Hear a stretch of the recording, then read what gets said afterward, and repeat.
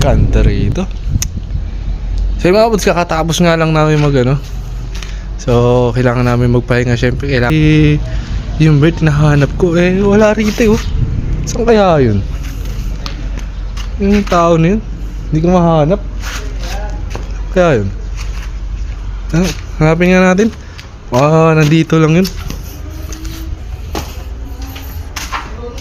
Dito pala to. Pre. Sarap ng buhay mo. Pre, pagulo ko sa pre, gawa natin pre. Kakatapos mo lang mag-ani? Tapos na mag-ano yung kate. Kate? Oo. Sana all. Papahinga na. Oo. Grabe, pagod talaga ako, super. Grabe, kate. Sarap. Ngayon naman tayo pre.